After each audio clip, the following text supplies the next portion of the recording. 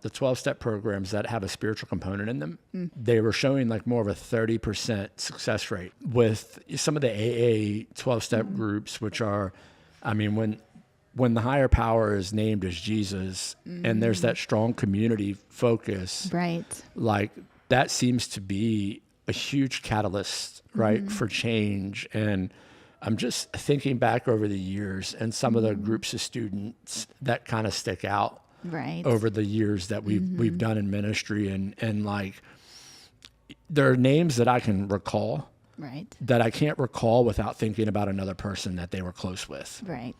And those people that tend to be doing better now, that they're still connected. Right. And what's been your experience? What have you seen over the years that has, like, when you see people connect, that's helped you help them stay the course? Right.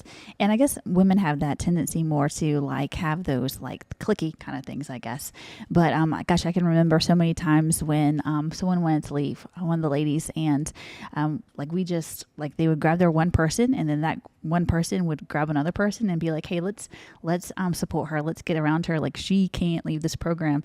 If she does, like, we don't know if she's going to make it till next week. It's one of those serious things, or they're struggling because their kids are at home and they're missing them. And so it's like, hey, they would grab their bestie in the program, and then that person would grab someone else. And then like we're all rallied around this one person. And so just feeling the connection, the community, the support, and knowing that like we are cheering that person on. We're cheering that lady on. Like, you can make it.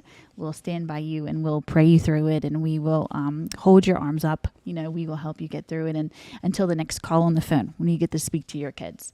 And then maybe after the call, then it's another like crying, I need to go home. Well, let's do it until the next week. We'll pray and help you through till the next week. And so just being able to rally around one another and to listen through the tears.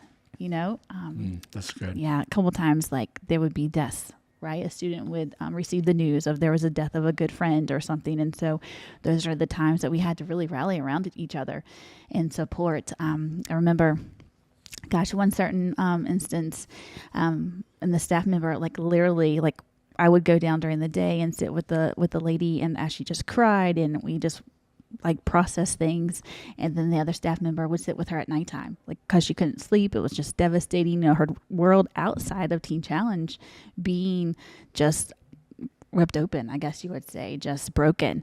And so then having to walk through that in the Jesus way, not running back to the drugs to numb the feelings. And so, like, day and night, we sat with her, we prayed with her, we just watched movies together. It really was just like bringing that community and holding each other up through the hard times. And those are the relationships that stuck. We walked together through this hard stuff, and, we're going to continue to walk with you through the good stuff too, and so just continuing that relationship and just being like, hey, we might be 2 states away now, but hey, that's why we have Facebook and Messenger and all these things, and FaceTime, that we can use to stay in contact. Yeah. As you were talking about that, the verse in Matthew 11:28-30 popped into my mind. I love on the Message translation. It says, "Are you tired, worn out, burnt out on religion? Come to me, get away with me, and you'll recover your life. I'll show you how to take a real rest." Right. I love that difference, because it's not, I have a tendency to, when I need rest, to isolate. Right. And I'm really good at that. I do a great job isolating from people. Like as much as I enjoy being in front of people, I don't mind doing it. Like, I love, being around crowds. I also really enjoy being a loner, which seems weird, but that's my life. But Jesus goes on to say, this is the Message, Eugene Peterson's translation, the paraphrase. It says, "Walk with me, work with me, watch how I do it.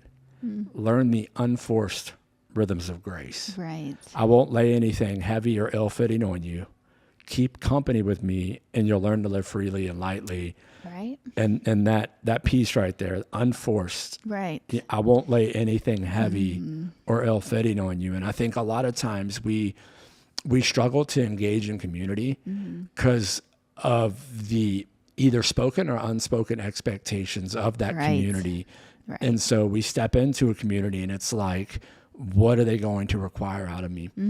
And that's not like giving and serving, like shouldn't be because of somebody else's expectations. Right. It should be because God has, set this thing on your heart. It's out of a cheerful heart, right? Right. That we're choosing to serve.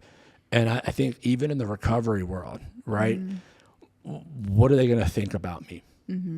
There's this expectation that if I don't lay this all down and I don't like I should have the anorexia and not need accountability to the bathroom or the bulimia or whatever, right? I should have that fixed day one coming into the program. And so we've watched that over the years, staff members like, hey, it's 3 weeks. I still got to go to the bathroom with them. Like, you know what I'm saying? Right. And so we can even put these expectations on people to change quicker. And so wading into a community of people who know how to walk in these unforced rhythms of grace. Right.